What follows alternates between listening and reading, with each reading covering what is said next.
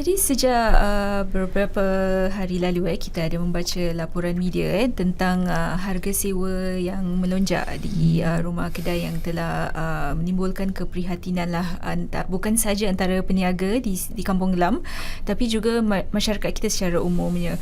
Dan berita harian juga kita juga telah turun padang lah untuk bertemu dengan peniaga dan bertanyakan kepada mereka sebenarnya apa cabaran yang mereka hadapi lah. Yang kita faham bahawa banyak peniaga ni mereka kira generasi ketiga ataupun mungkin yang keempat menjalankan perniagaan yang telah dimulakan mungkin oleh datuk nenek mereka dulu ataupun moyang mereka dululah.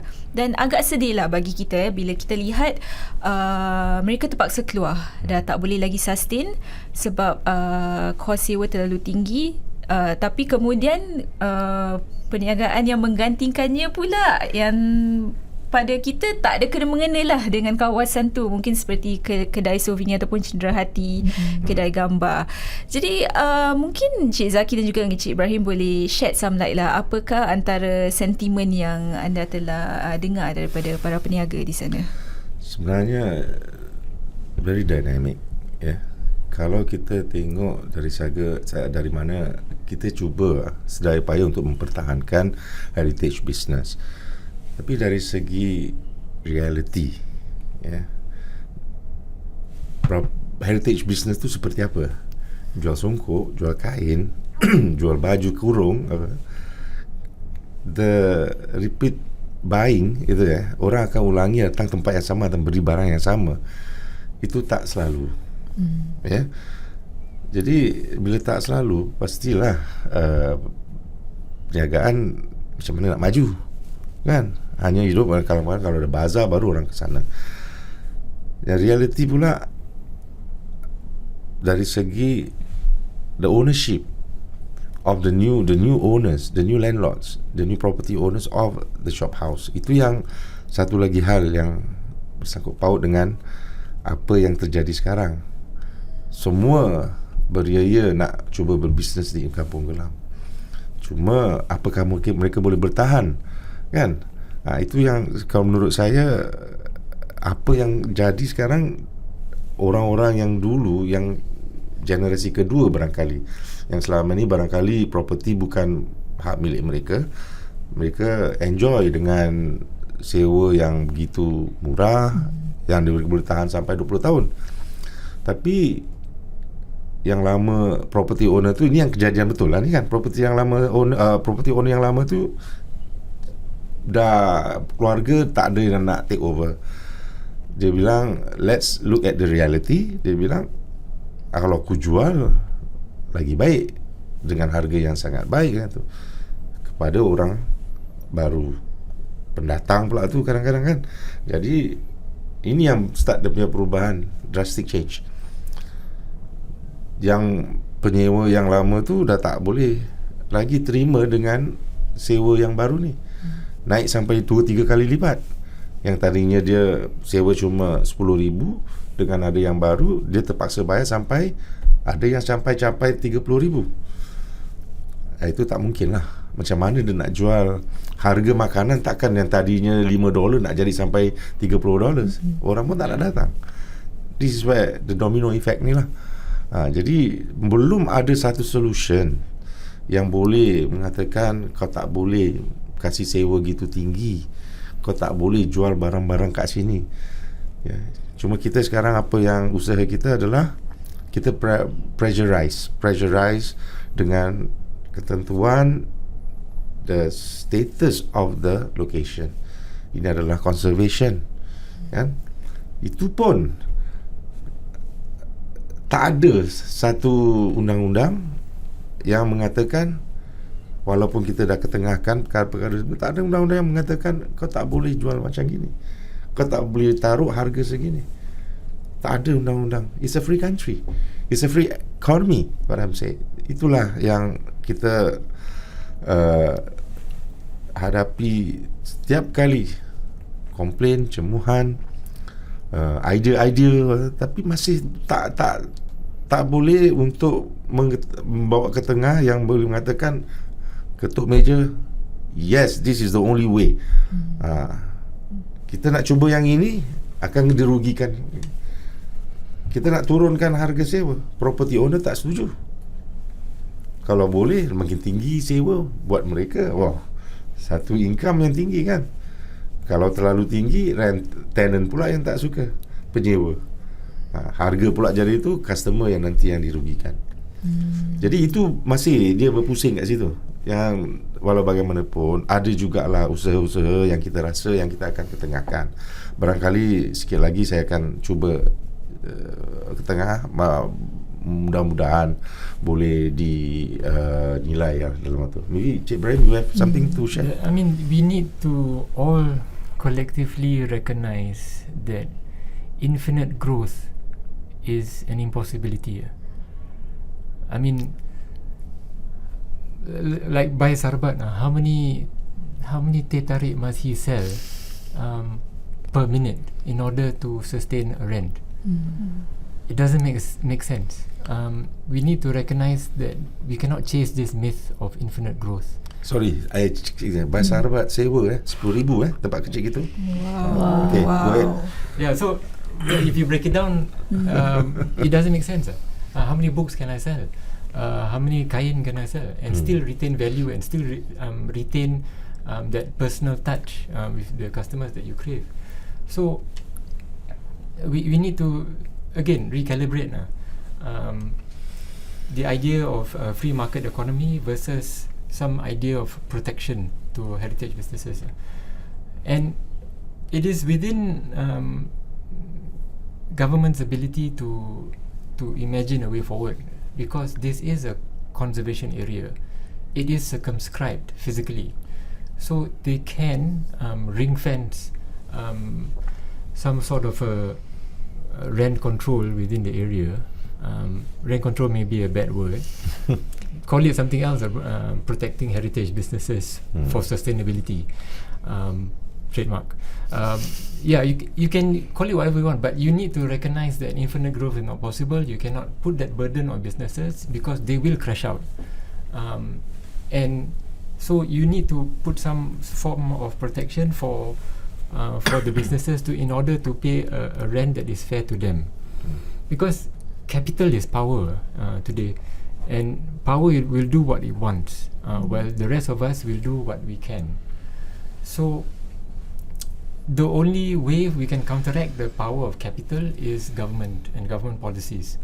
So what KJ needs to do is we need to lobby the government in order to change the thinking, especially for conservation areas, which is dear to everyone's hearts, that there has to be some sort of a policy or protection in order for these places to and I mean, we are not looking for a handout.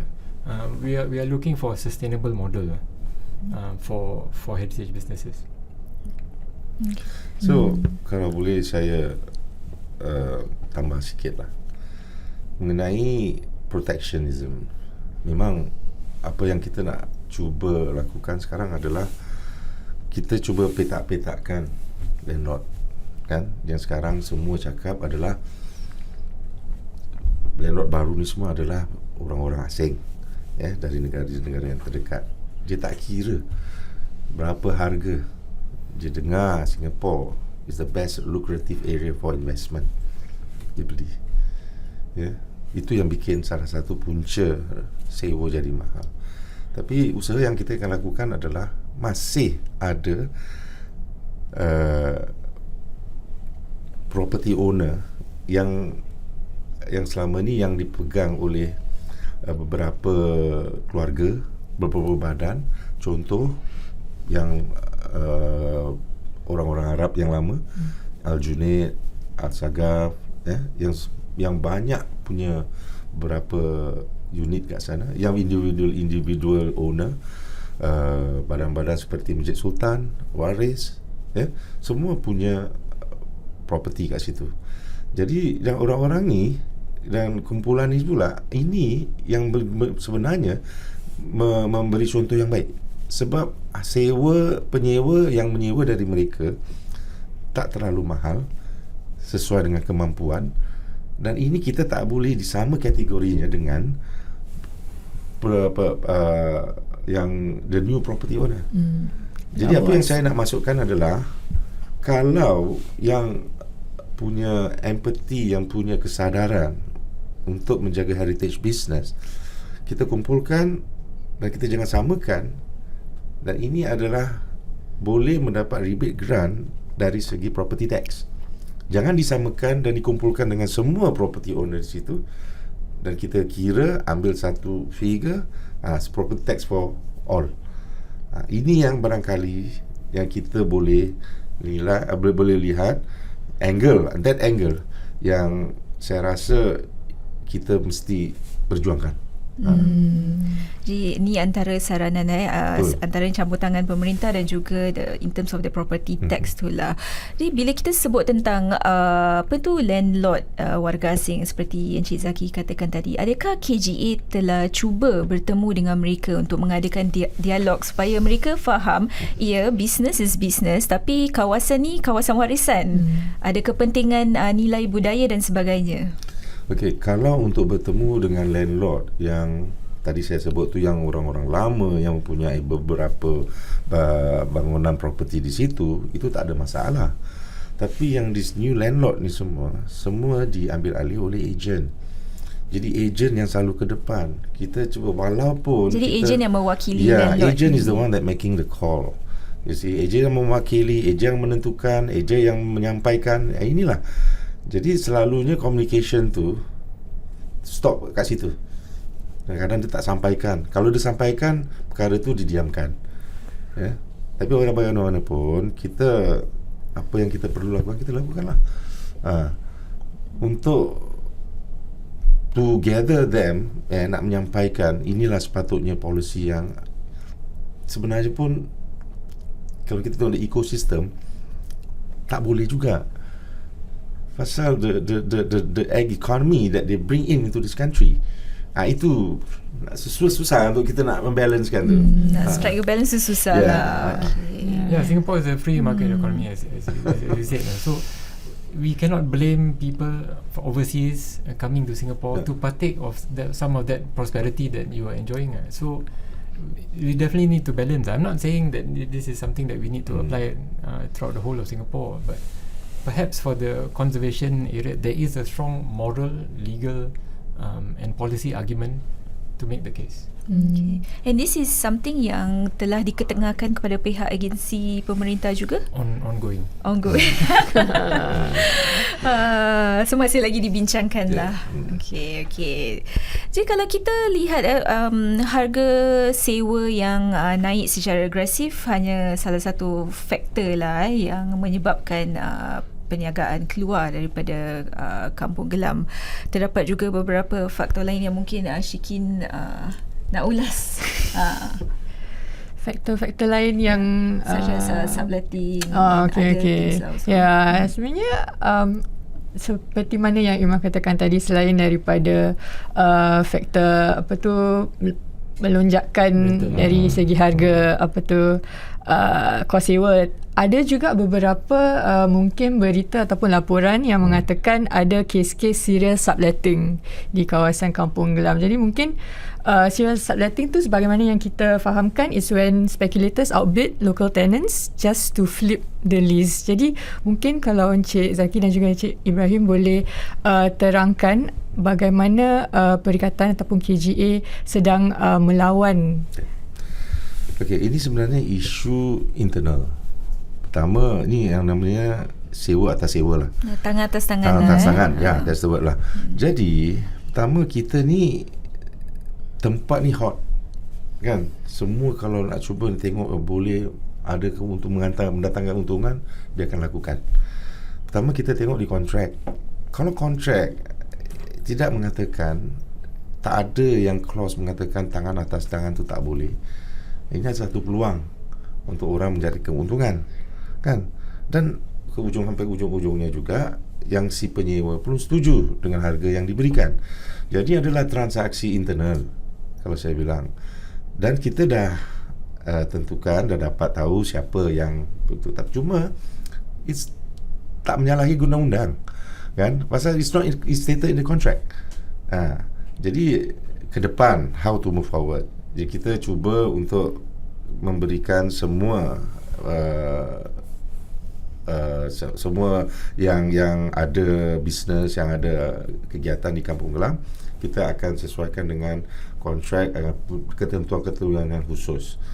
Yang penting tidak boleh tangan atas tangan, tak boleh menjual barang-barang seperti yang tadi, souvenir shop seperti itu. Memang URA pun dah cuba berusaha untuk tidak menggalakkan, belum menjadikan satu ketentuan, tapi tidak menggalakkan siapa-siapa yang untuk mengganti bisnes yang akan keluar untuk membuka souvenir shops, photo shops, perkara-perkara yang tidak ada sangkut paut dengan heritage gitu. Itu yang nak saya sampaikan lah. Yang tangan atas tangan tu sebenarnya kalau tak ada dalam kontrak, kita tak boleh buat apa-apa.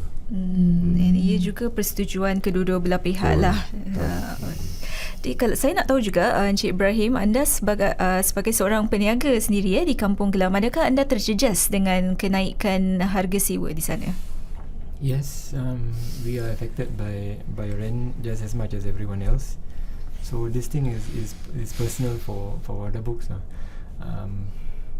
Order Books, although we are an English language bookshop, but we feel so much for the literary history of Kampong Gelam. So it's very important for us to remain in Kampong Gelam. But the reality is, are we going to be priced out? Every single business is looking at that. Whether you want to sustain your business or whether you want to pay the price and stay in Kampong Gelam. So it's a very tough call to make, and a very emotional call. So this is something that... Anda dah berapa lama berniaga di Kampong Gelam? We started out in North Bridge Road in 2002, and then we moved to Basra Street 2005. So we've been there more than 20 years.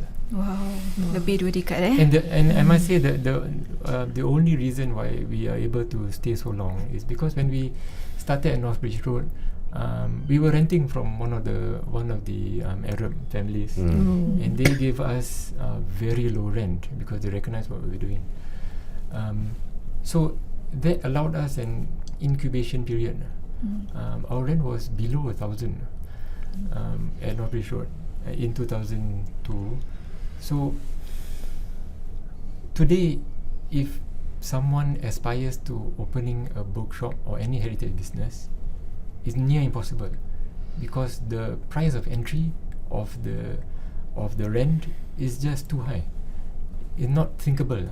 But when we started out, and we just had this silly idea of opening a bookshop, and the rent was given that was so low, and I was still working, so I could use the money from my day job to fund this at that time side project.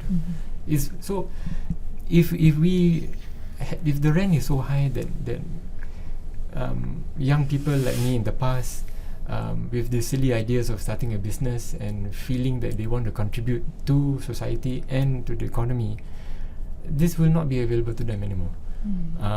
And we will not have innovation, we will not have this generation of new businesses coming up.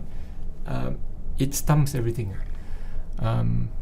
So it is something that needs to be looked at quite hard. Jadi memang sewa yang sangat tinggi ni itu juga menghambat semangat untuk berniaga daripada kalangan orang-orang muda.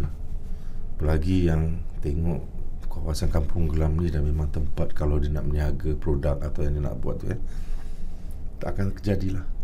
Itu sangat menyayangkan. Jadi kalau boleh kita tak sampai perkara itu terjadi, hal-hal apa yang kita boleh untuk boleh membantu untuk meringankan atau memberi satu jalan yang baik. Contoh, memang selain daripada untuk ini KGA, kita tetap ke depan lah. Jadi kita tetap cuba mengisi bangunan yang terdampak atau kurang ditempati dengan baik gitu. Itu kita cuba untuk mengisi, untuk kalau boleh diberikan izin untuk kita menampung peniaga-peniaga heritage yang baru dan juga yang sudah ada kegiatan yang lama. We try to bring back all the vanishing trades, something like that. Jadi kebanyakan perniagaan yang keluar daripada kawasan Kampong Gelam ni kita lihat adalah heritage business lah, seperti dikatakan tadi kan. Juga baru-baru ini kita tahu tentang kisah warung Pariaman yang dah lama pun ada kat situ kan, tapi mungkin atas beberapa faktor lah mereka memutuskan untuk menutup perniagaan. Tapi apakah mungkin antara cara-cara yang kita boleh lakukan untuk membantu heritage businesses dekat Kampong Gelam ni sustain dan kekal di situ? Apakah ada antara innovation ataupun idea-idea segar dan baru yang kita boleh terapkan untuk bantu mereka? Sebenarnya apa yang KGA lakukan ni bukan hanya untuk menarik pengunjung. Kita juga we go ahead with more. Kita bikin event supaya kita memperkenalkan Kampong Gelam bukan hanya di mata orang-orang kita, di mata dunia. Pasal sekarang digital dah tak ada batas lagi kan, seamless. Tapi kita juga kalau boleh inovasi atau kreativiti dari si peniaga ni pun itu lebih penting kan. Kita tengok orang-orang lain macam-macam platform dia boleh advertise, macam-macam platform dia boleh cuba untuk memasarkan kan. Itu yang kalau saya bilang itu yang perlu diutamakan. Orang boleh buat take away business dengan at the same time also dia ada dining area, padahal itu ada satu bonus. Barangkali kita tak boleh mengharapkan apa yang kita lakukan sebelum-sebelumnya dan sampai betul, tapi kita tak ada value added value tu tak ada. Dan added value sebenarnya ini yang menutupi ruang-ruang atau kos-kos yang seperti untuk membayar rent. Kalau kita hanya mengharapkan apa yang kita lakukan, kita akan duduk sihat, duduk manis itu je lah. Sedangkan cost factor tu makin lama makin tinggi. Apalagi yang sekarang yang berlaku ni lah. Barangkali itu faktor-faktor tertentu dan faktor-faktor lain juga. Persaingan makin hebat kan. Orang boleh buat home base. Sekarang home base orang dah boleh jual apa-apa aja, makanan, kuih, apa segala macam kan. So which is a very dynamic in terms of, kalau misalnya kita cakap F&B lah, food and beverage punya business. So it's very dynamic. Dan kita ni sebagai peniaga sebenarnya kalau dah tahu keadaan macam gini, otak kita tu mesti terus berpusing, mesti terus berkreativiti kan. Kita boleh dari mana-mana pun boleh berniaga. Itu yang kalau saya rasa tak boleh kita mengharapkan dengan apa yang selama ni habit kita yang kita lakukan. Betul itu tetap jalan, tapi how to value add apa yang kita ada tu. Pasal you dah ada itu brand. Kalau menurut saya itu branding tu sangat penting. Branding orang dengar something to do kan. Ya, saya setuju. Innovation is the key. I mean, I spoke about the government and the policies of rent, but internally the government, the businesses themselves, they must look at their models and how best they can proceed in a changing economy. So let's look at what has worked in Kampong Gelam. For example, Rumah Makan Minang. The new generation of the people running it, the sons of Zain, they are conscious of the fact that they are carrying the heritage, and they're proud to carry the heritage of Minang food and Minang cuisine. At the same time, they're also innovating. They have a central kitchen, they open different branches, so they diversify, they're doing catering. So they understand that tradition is not static. It has to move with the times and yet remains connected. And the value proposition or the brand that they have is stepping on to that, which is important, because now consumers are more conscious of that. They want to support businesses that have that heritage, that have that story. So Rumah Makan Minang understands that, and they articulate it, and they perform it very well. The other example is Sifir. Sifir is also a second generation from Jamal Kazura family, and they are doing perfumes with a difference, because they are allowing people to come in to mix their own perfumes, to experience their own perfume. So it's an experiential kind of business, different from what was before its predecessors, which was just a perfume on the counter and then you take whatever you want. That worked before, but now the model is changed. People want more experience in their retail, so that is what Sefer is providing. So each business needs to look at how they can innovate in the new business, because as I've said, heritage does not innovate, is not heritage. So you need to innovate. At the same time, you need to be protected from rent whilst you're trying to struggle and find your way in this. So kira macam a two-prong approach lah. You need, Oh yes. yes. So sebenarnya boleh dilakukan, tapi mungkin apa yang diperlukan adalah dorongan bagi perniagaan ni untuk mendapatkan bantuan dari segi memikirkan cara-cara inovatif bagi perniagaan mereka. Adakah ini sesuatu that KGE sedang usahakan, like to go in and help them? This is the thing, when each businesses that each of the business close, they close because they find that they have no way out. And it is an outcome of despair. Whatever they have built, they put their heart and soul into, they have to close. So it is not a light decision for like, for example, Pariaman closing down, and I completely sympathise. But as Mr. Zaki was saying, it's multifactorial. So people need support, and people need support in very different ways. So have you done macam mungkin something like getting the younger generation, like youths involved to like maybe contribute ideas, sumbang idea bagaimana boleh merancakkan lagi perniagaan di Kampong Gelam ni? I mean, first you need to get our house in order. You need to sort out the rent situation first, and you need to then people have this ability to breathe, because I mean, when you talk about a precinct like Kampong Gelam, and then especially with the Kampong Gelam Alliance, where we are talking about a community-wide approach, where you're talking about something that is communitarian, people can only have the bandwidth to think in those terms if their bottom line is covered. If they're fighting for survival on a day-to-day basis, then of course they wouldn't be able to think about. Yes. Okay. Alright. Shiqin, ada apa-apa nak tambah? Saya ada satu soalan lah. Saya tak tahu kalau boleh jawab ke tak, ataupun saya boleh tanya ke tak. Tetapi kita dah dengar tentang mungkin cabaran-cabaran yang dihadapi oleh peniaga dan juga langkah-langkah untuk menyelamatkan mereka. But is it too late for Kampong Gelam to reinvent, recalibrate? Tak ada yang terlambat lah. Perkara ini adalah satu perkara atau yang kita hadapi tiap hari, challenges. This everyday challenges. See, dia macam tiap hari different challenges arise.